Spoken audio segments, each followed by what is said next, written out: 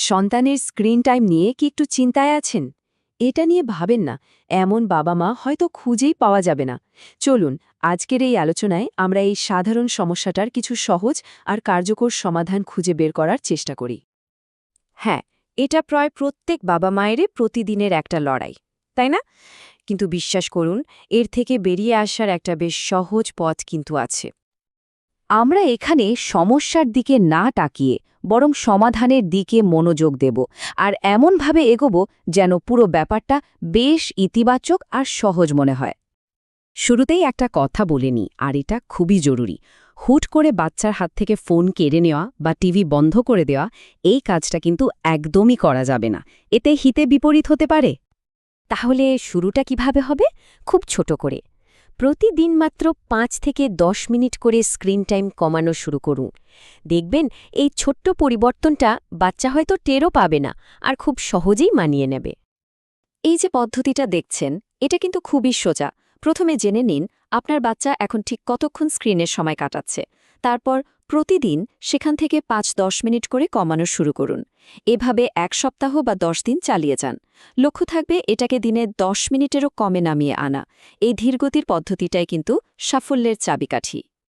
আচ্ছা, এই যে স্ক্রিন টাইম কমানোর কথা বলছি, এটা আসলে কিভাবে সম্ভব?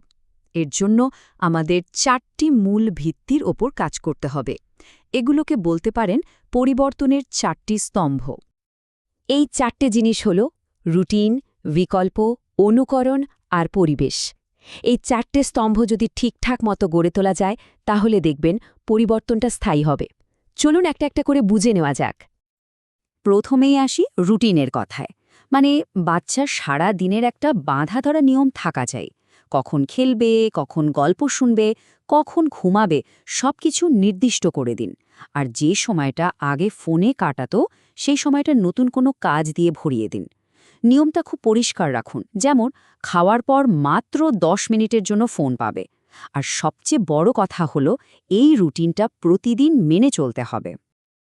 দ্বিতীয় স্তম্ভটা হল বিকল্প। মানে ফোনের বদলে বাচ্চার হাতে এমন কিছু দিতে হবে যা ফোনের চেয়েও বেশি মজার। যেমন ধরুন একটা বালতিতে চাল বা ডাল রেখে দিলেন, ও সেটা নিয়ে নাড়াচাড়া করল। কিংবা ধরুন ব্লক দিয়ে কিছু বানালো। খুব সাধারণ জিনিস, যেমন সাবানের বাবলস তৈরি করা বা রঙিন বই পড়া, এগুলো কিন্তু দারুণ কাজে দেয়। আসল উদ্দেশ্য হল বাস্তব দুনিয়াটাকে স্ক্রিনের চেয়ে বেশি আকর্ষণীয় করে তোলা। এবার আসি তৃতীয় এবং হয়তো সবচেয়ে গুরুত্বপূর্ণ স্তম্ভে, রোল মডেল হওয়া। দেখুন, বাচ্চারা কিন্তু বড়দের দেখেই শেখে, তাই তাদের সামনে আমাদের নিজেদেরও অকারণে ফোন ব্যবহার কমানো উচিত।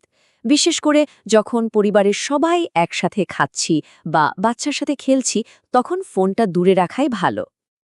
আর শেষ স্তম্ভটা হলো পরিবেশ। মানে চারপাশের পরিবেশটা এমনভাবে তৈরি করতে হবে যাতে ফোন বা ট্যাব বাচ্চার হাতের নাগালের বাইরে থাকে। বাড়ির কিছু নির্দিষ্ট জায়গা, যেমন খাওয়ার টেবিল বা বাচ্চার শোবার ঘরকে নো ফোন জোন হিসেবে ঘোষণা করে দিন। দেখবেন চোখের সামনে না থাকলে বাচ্চার ফোনের প্রতি আকর্ষণও কমে যাবে। তো এই ৪টি স্তম্ভ তো আমরা বুঝলাম, কিন্তু অভ্যাস বদলাতে গেলে কিছু কঠিন সময় তো আসবেই, তাই না? চলুন দেখি সেই সময়গুলো কিভাবে সামলানো যায়। বাচ্চা যখন জেদ করবে, তখন কি করা উচিত?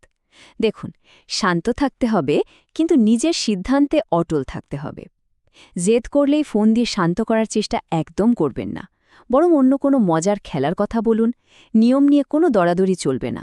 আর বাচ্চা যখন নিয়ম মানবে, তখন তাকে প্রশংসা করুন।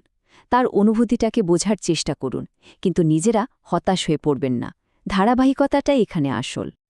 প্রশংসাটা কিন্তু খুব শক্তিশালী একটা অস্ত্র।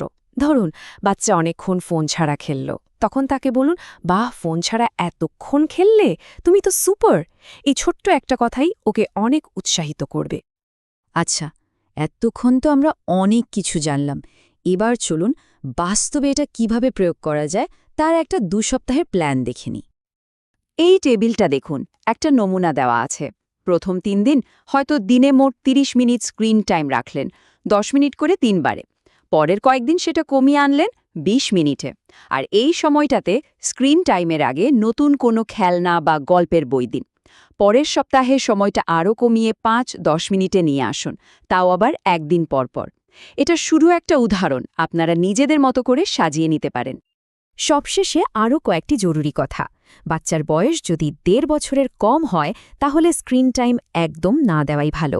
বাচ্চার সাথে সহজ ভাষায় কথা বলুন, যেমন ফোনটা এখন ঘুমাচ্ছে, চলো আমরা বই পড়ি।